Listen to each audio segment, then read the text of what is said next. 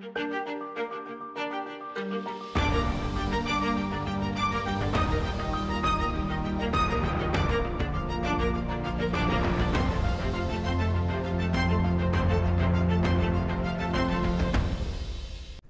to Search for Signs. My name is Gary Willing. If this information interests you, please press the like and subscribe button and press the bell for notifications. After Maitreya is out known for who he is, Maitreya, on his own time frame, his own timetable, is going to start to introduce us to the fact that there are people living on other planets. And those civilizations, for the most part, are more advanced than ours. And they've been visiting us and helping us for some time now. And they've always been here to help us, because the people that can actually come from those planets, from Mars and from Venus in the main, are doing it as a form of service to help us.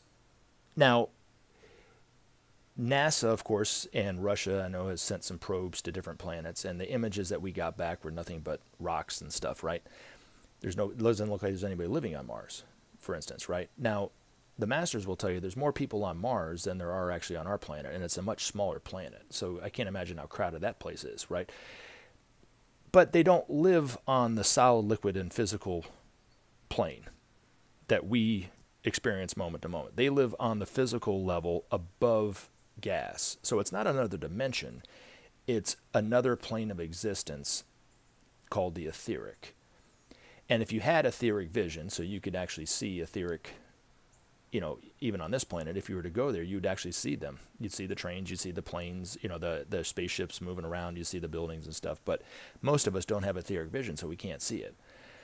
Or if you could somehow raise your vibration up to that level, you could see it too. But from their perspective, from the Space Brothers' perspective, they're solid and just as solid as we are.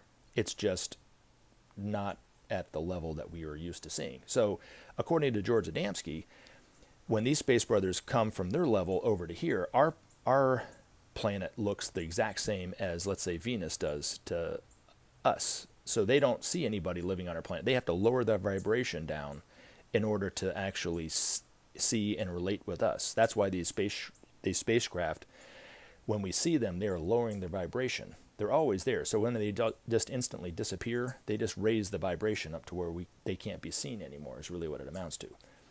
But Maitreya, when he introduces us to the fact that there is humanity on all the planets, he is going to be showing us and telling us that these civilizations, for the most part, are much more advanced than ours. Now, there are some planets that, I know people don't think Pluto's a planet, but according to the masters, it is.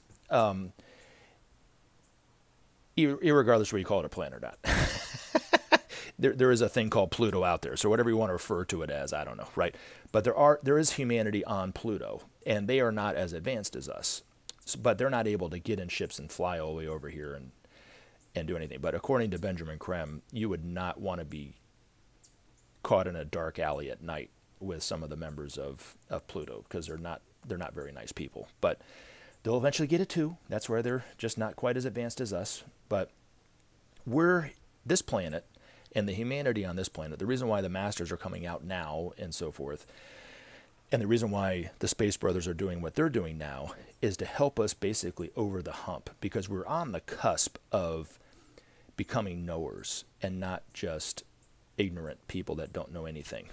And just like these civilizations like the Martians and the Venusians are knowers. Now, each planet that has humanity on it's at a different level. So Mars is somewhat closer to our evolution, but slightly more advanced than us. According to Benjamin Creme, had we not made a couple of the mistakes that we made, which were huge mistakes back in the past, we would probably be at the level of knowing what's going on like most of the Martians do. Now, the Venusians on Venus, they're far more advanced than even the Martians are. So but they're, I think it's probably 60-40, I think was what they said, maybe. I'm making that up, probably. 60% of the spaceships that we see are from Mars, and the other ones are from Venus. Now, funny side note is, Benjamin Creme's master said that most of the ships that we see in the atmosphere are actually made on Mars, but are given to the other planets. So even the Venusian ships are actually made on Mars. So they're kind of like China or Japan, I guess. I don't know. Maybe they make a better spaceship than other people do. I don't know. But they're built by thought on those planets, and they have computers that take the specs of whatever their ship that they design, but it's all done by thought. These computers respond to thought that they build it on. Anyway, but we're about to become really knowers of the fact that we are not alone out there. And like I was saying in the previous video, not only will we have members of our own to look to for examples like Maitreya and the Master Jesus and the other masters, but we'll also have civilizations to look to as mentors, like the Venusians, like the Martians, like the people from Jupiter. I don't know what they're called, or the Saturners, or whatever, Saturnese. I don't know what they call the people from Saturn. And George Adamski was saying that pretty much those 4 planets, and some from Mercury, not very many, but are all here helping us at this time. And they are our mentors. They are our elder brothers. They are really what we're going to be looking to for help and advice on how to get this whole thing going. Because they know what it takes to live together. They know how to live together. They know how to share. They know how to power their cities with clean, efficient energy that doesn't harm the environment and so forth. They know how to travel from planet to planet within seconds. They already know. They already have the technology to do this. And once they see that we're a peaceful people, they'll start giving us some of that technology. But, and as always, take action. Help SOP save our planet.